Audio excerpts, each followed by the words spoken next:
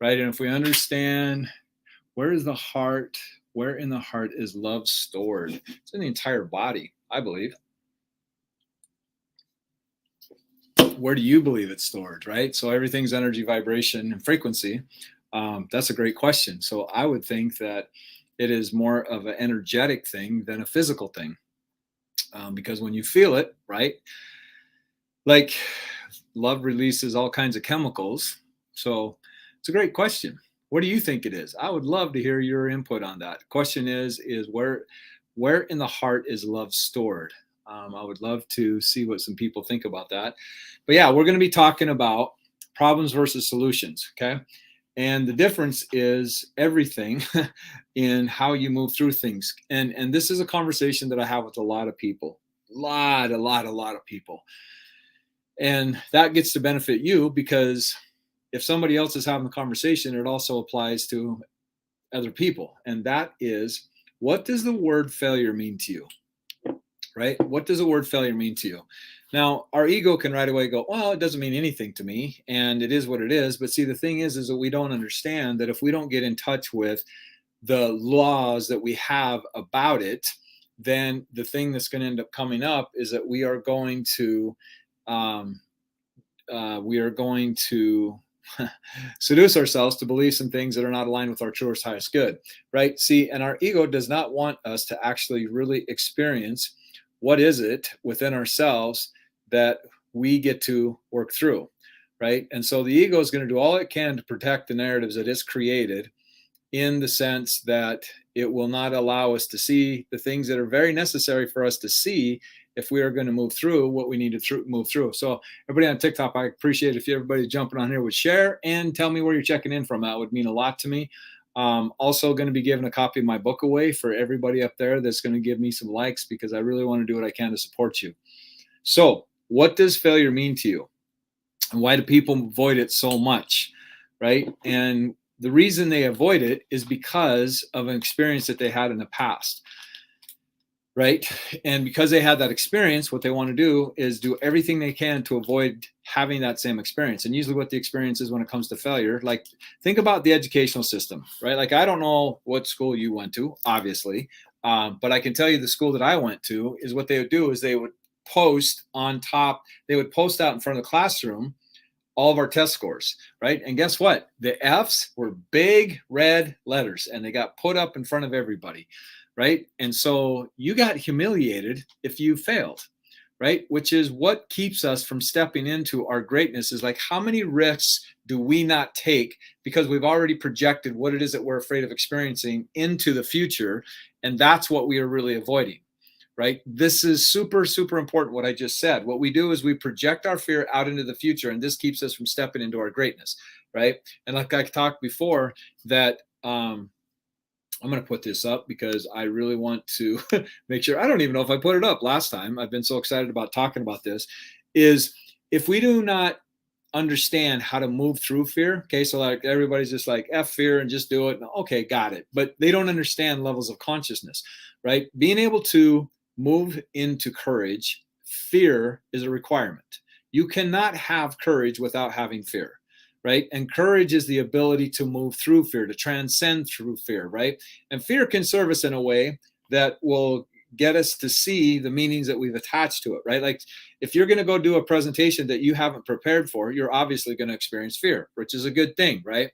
And so, yeah, so someone said my high school principal called out all those that failed, right? And see, here's what's important about that. You failed somebody else's model, right? And see, the educational system has certain things. Like I have one of my, he was actually the first master trainer of NLP, Wyatt Woodsmall. He says something I absolutely love. He says, public education is a mind prison, right? And what it does is it creates experiences that keeps us from stepping into taking bigger risks down the road. Now, that doesn't mean that that's the true thing for everything, because I had some teachers that really, really were part of instrumental in getting me to expand, but yet there were other teachers that also did what they could to create experiences that you do not want to fail, because if you fail, you get to face your biggest fear. See, friends, understand your biggest fear. Our biggest fear is being separated from our tribes, right? And what that creates within ourselves is humiliation. right? And so then we spend the rest of our lives doing everything we can to avoid experiencing humiliation, right? Like you think back in the Renaissance times, the Bronze Age and all that, the Dark Ages, how did capital punishment back then was exile, right? Like they kicked you out of the community, right? And I don't care, well, I don't like saying that. There are people out there that are saying, don't care what everybody else thinks, right? They don't understand biology, right? Biology, we are designed to be with other people, right? So this is a very instrumental part. I get not being concerned what people think, but it's important for us to articulate things in a way that are aligned with our higher selves, right? Because there's a difference between not caring what they think and not taking on what they think. Okay. I care what people think of me. It's not about me, right? Because what they think of me is a reflection of them. It's a reflection of them. And of course, I want them to be in their highest self. And if I see things that they're projecting onto me, which is most of the time, right, I understand that there's something within themselves that wants to be transcended, right? So good. I see. I have to consciously apply facing fear every day to move forward. Absolutely, right? Like fear is our opportunity. But see, this is a question. This is a question that I would want to ask everybody, because this question is literally the question that can unlock other possibilities within yourself. And I know I say this a lot, but it's very, very important. What determines the quality of your life is the quality of questions that you ask yourself, right? If you keep asking yourself the same questions, you're going to keep getting the same answer. You're going to keep producing the same results within your life. I'm all about transforming. I'm not a motivational speaker. I'm not a positive thinking kind of guy. I am a transformational specialist. Like that's what I have to do, because you can sit there and think positive all you want, that there's a red light coming on in your car, but that's not going to change the fact that you have something going on within yourself that you've got to look at to address this causing the red light. Like your body is going to break down if you are living out of congruency with who you are. I've coached some of the biggest network marketers out there. And once they got behind the scenes of the company they represented, guess what? They got put in the hospital because they were operating out of congruency. Pharmaceutical reps, coached a few of them that ended up being put in hospitals because they knew what they were doing was incongruent to what they believed. And once they started understanding that, it was just like ripping them apart, right? So this is why it's super important to understand the meanings that we attach to stuff, because if you're not standing in your agency, which is your ability to choose from your truth, right? I'm gonna drop a truth bomb here. This is a really, really good one. I didn't make it up. It actually was an old partner of mine that said it, and it was so true. And the older that I've got, and the wiser and more seasons that I've become, it has taken on a whole lot more rich meaning. And that is, live in your truth, and the results will be what they are supposed to be. Live in your truth, and the results will be what they are supposed to be. But see, most people, and by the way, if you're not signed up for the ROI Accelerator Challenge yet, get over there. Like not yet, after this, because this is going to be my best work. And just go real quick through it. The R is for remember your superhuman ability to design the life that you were meant to live instead of living out somebody else's program, right? Optimizing every area of your life so that you can be clear and concise of where you put your focus and your energy.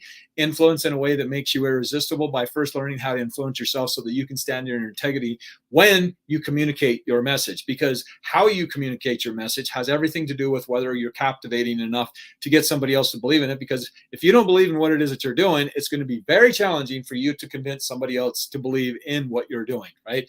Like being congruent in what you offer and say to people is mission critical. Doesn't matter what it is, right? Like there's 3 P's to business: process, people, and product, right? If any of these are out of congruency with who you are, it's going to deny you stepping into your power to be able to communicate in a way that impacts people, right? Like enthusiasm is contagious, right? But also so is confidence, so is competence, so is commitment and congruent in who you are as a person.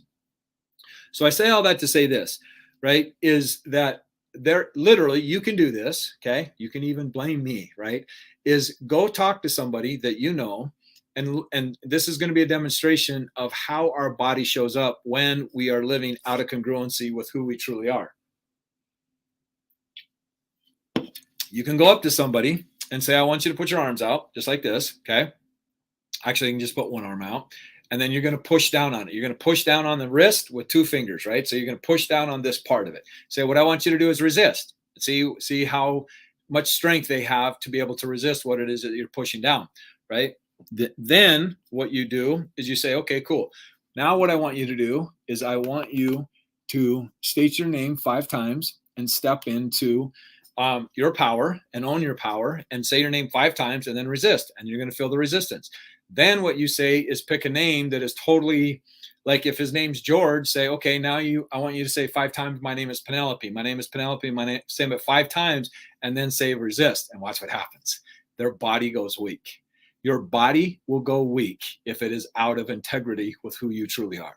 Okay. So your body is literally, and in fact, in the ROI Accelerator Challenge, I'm going to show you how you can tell if somebody is actually speaking in their truth, right? Because you can feel it. You can feel it at an energetic level. But see, the thing that's most important is you trusting your ability to distinguish what is truth, right? Because who can you trust if you don't trust yourself, right? So getting back to, problem versus solution, right? This is so important.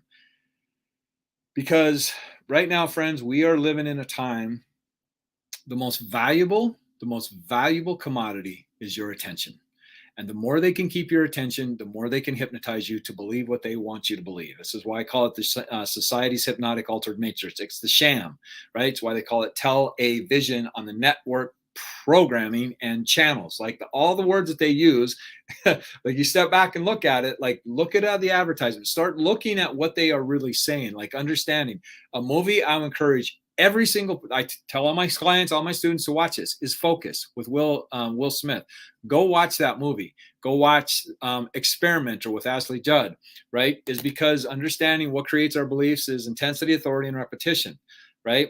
So we can look at a problem and do everything that we want to avoid it. And I appreciate you jumping on here. I don't know how you did that. I would really like to know how you did that, because I've been wanting to do that. Someone wanted to jump on my live and join us. But what I want people to get is, if we don't have the awareness to understand how we are being influenced, then we are part of the problem, right? If you're not part of the solution, you are the problem.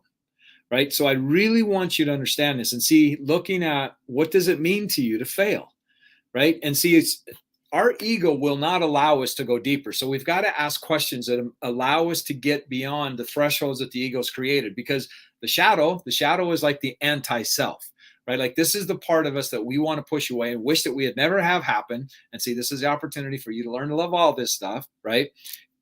Is, what does failure mean to you? And really look, hey, Helen, I'm glad you're here. And really looking at, where did that come from? Like really looking at, where did that story come from? The story that you created about failure, right? Because nothing has any meaning but the meaning you give it. Okay, now that's a logical hypothesis, if you will, but yet there's emotion attached to when you made that story, right? And for me, I've shared this a bunch of times, right? Like when I was in kindergarten, the teacher says, we're going to start pronouncing the letters of the alphabet. Guess who got to be first? Was me. And she said, pronounce A. And I said, apple. Whole class laughed. The whole class laughed at me, right? And guess what? From that point on, up until I did the work and understand where it come from, when somebody call out my name or ask a question, I would not raise my hand, because I did not want to experience that emotion again, right? And in conjunction with everything that I was experiencing at home when I was that age, right? So looking at, what is it that keeps you from moving into the uncomfortable, right? Become familiar with the uncomfortable. Every time you expand, you are going to have uncomfortableness. Your body is literally going to want to go into survival mode, because you're accessing childhood programs, right? This is what I'm going to be teaching you in the ROI Accelerator Challenge. If you have not signed up for it, it's $1. If you can't afford $1 and you want to join it, message me. I'll support you, right? I would encourage you though to sign up for the VIP, because then you're going to get my version of Laws of Success, right? Like I've listened to Think and Grow Rich over 300 times. Like there's massive wealth in that book. And I found out some other things that I really want to share with some other things. Hey, Sammy, man, it's good to see you. So I want you to think about, if you are not part of the solution, you are the problem. Okay. And we've got lots of things going on. Propaganda. Highly recommend highly recommend you go download the book. It was written, I think, in 1926, that talks about propaganda. Okay. Because your mind has been indoctrinated with what somebody else wants you to believe, right? Go look up Rothschilds and educational system, like all of this stuff, friends. Your mind, your attention is the number most valuable commodity, right? And if you look at like if you were to talk to a German back in the 30s, late 30s, early 40s, and if you would have told them that they would have been convinced and brainwashed to believe that killing Jews was going to be where they were going to be in 5-6 years, they'd have thought you're absolutely crazy. They were hypnotized. Hitler knew hypnosis. They were hypnotized to believe that that's what had to happen, right? And okay, so you can look at killing somebody and looking at that as completely heinous, and you can look at how some of the people, and I've been one of them, how certain people that did not comply to what they wanted you to do, how they were treated. They called you a super spreader. Okay. I did not take the vaccine. Oops, sorry, said it. Did not take it. Did not like wearing a mask, right? I wore one when I absolutely was mandatory, right? But I didn't comply into any of that because my immune system is my greatest system, right? And when you got a 99.6% survival rate, oh my gosh, like really? But see, they made me the bad guy. They made me the bad guy because I believed in who I was. And see, the thing is, I will take full responsibility for how I show up in this world. I'll take full responsibility for how I show up, right? But see, this is what they're doing, is that they demonize, they weaponize what they want to push away from you. It's called sleight of hand or sleight of mouth, right?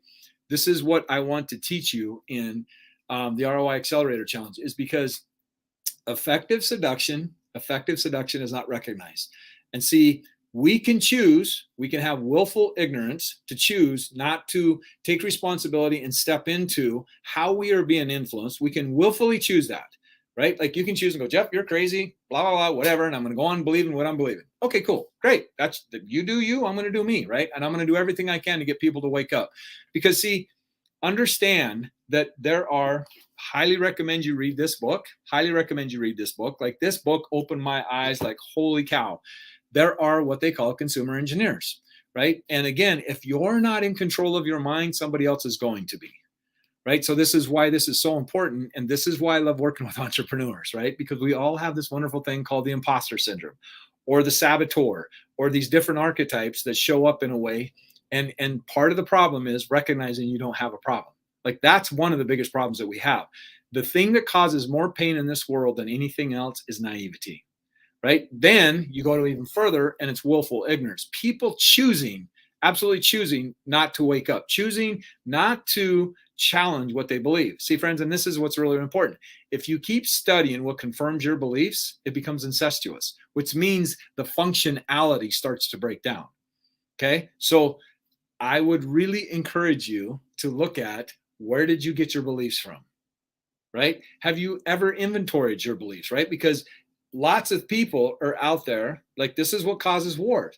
A lot of people out there have taken on secondhand beliefs and they will kill for their secondhand beliefs. Meaning secondhand beliefs is I took on a belief from somebody else. Firsthand belief is I've done the research, I've done everything I could, I did a balanced inventory, all those things. And out of that, this is where I come up to believe what I believe, right? Like there are just certain things nobody's going to convince me otherwise. Doesn't mean that I'm not open-minded, right? But there's just certain things that I choose to look at a little bit more expanded than what most people do. Like this is what I teach my clients, levels of understanding, right? There are traces of that in our, like I could tell you story after story. Like go watch Jason Bourne. Like that stuff's real, right? Like there's stuff going on and getting people to believe.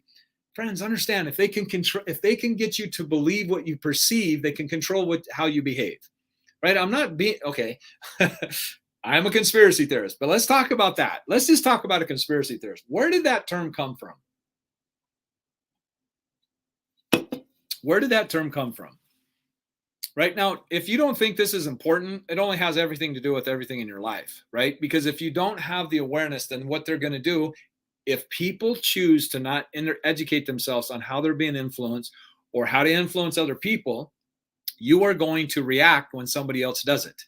right? They are dividing us, friends. They are dividing us at a whole other level. So where did the term conspiracy theorist come from? This is going to surprise you. It's really going to surprise you. The terms conspiracy theorist came, it was created by the CIA. The CIA created this term to discourage people from inquiring about JFK's assassination, right? That's sleight of mouth. We will weaponize, we will demonize these people that are actually inquiring and questioning the government. How dare you question the government, right? But the whole freaking Constitution was set up to protect the people from the government. They don't want you to know that. And if you understand that most politicians, I can't even believe I'm going down this road, but it's just what I'm talking about right now, right? Understanding that politicians are lawyers. What are lawyers masters at? They are masters at creating a scenario that is in favor of their client, whether their client's innocent or guilty. They are masters at creating someone to believe in the scenario and the agenda that they want them to believe. Okay. If it costs you if it costs you your piece, it's too expensive. Absolutely. Absolutely. Right. But see, we've got to understand what is it that's inside of us that's being triggered. Right. And this is so important, because if we don't face the things that we avoid, the resistance becomes the anchor. Right. And I've worked with taking entrepreneurs from making $10,000, $15,000 a month to making $250,000 a month. Right. What was the thing that this person had to get through was stop being afraid of failing, because him failing meant that his dad rejected him. Okay. One simple little tweak. See, and this is the big difference between great and extraordinary, is just tiny, tiny little tweaks. And see, we've been conditioned that if we don't show up the way other people want us to show up, there's something wrong with us. We're broken. No, not at all. You're not broken. There's nothing wrong with you, right? Our ego is very effective, and our ego comes up with strategies that keeps us wanting to keep the ego alive. Like our ego will create programs and apps, right? Like we have on our phone back when we needed them to have them survive over there. But see, then when we get over here, what it does is it reminds us of things that we decided back there, right? Like, how can you show up that like how could you dare to do that? Understand how you talk to yourself is your freedom. How you talk to yourself is your freedom. You are the only person you spend every moment of your life with. And see, what advertisement does is it wants to make you feel inadequate. It wants to make you feel inadequate. So you can choose to focus on the problem, or you can choose to be a part of the solution. And being a part of the solution is you investing in you, in the sense of you standing at a higher level of awareness and not getting caught up into the lower vibrations. Friend, I'm going to drop this for you. This is so powerful. What is normal for a spider is chaos for a fly. What is normal for a spider is chaos for a fly. Right? Now, what does a spider do? A spider builds a web, right? It's got sticky stuff on it. I'm not a scientist. I don't know what they call somebody that studies spiders, acro something, I'm sure, right? But that sticky stuff, the fly lands on that web, and then there's sticky stuff on that web, and now it's not able to get out of the web, right? So the fly panics and starts struggling. Well, the more it struggles, guess what? It gets all tangled up inside of the web, and then it's exhausted, right? And then the spider doesn't even have to sting it or poison it. It just gets to eat it because it's exhausted itself to death.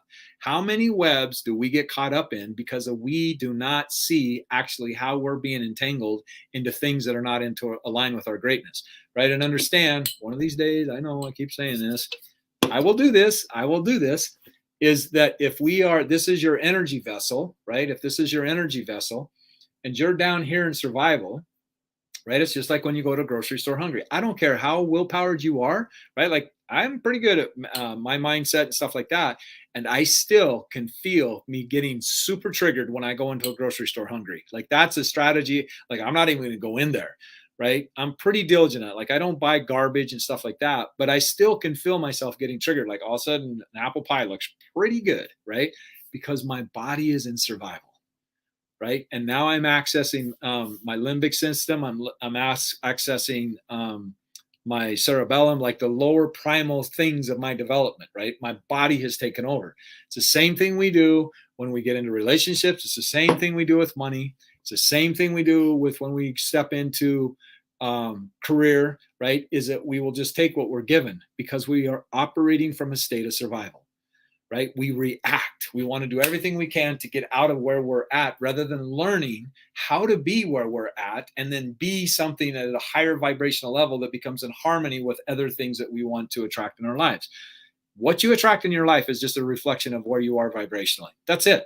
That's it. So you figuring out, like, if you see under, oh man, we're going to get real here. 80%, over 80% of humanity, is not able to distinguish what truth is. What is true, not what truth is, but what is true, right? Because if you're in anger, if you're in fear, if you're in apathy, if you're in grief, if you're in guilt, if you're in shame, if you're all in pride, if you're in desire, like all of these are lower vibrations, right? You are not able to distinguish what is true until you get up into courage, right? Great book I'd recommend everybody to read is Power versus Force by David Hawkins, right? Again, it's all done through muscle testing. There's like all kinds of evidence that proves what it is that he's talked about. And there's been lots of other people that have expanded on his teaching. If it shows back up, does that mean that you haven't healed it? It doesn't. Okay, so great question. Super great question. I appreciate you asking that, Helen. So she asked the question, if it shows back up, does that mean that you haven't healed it?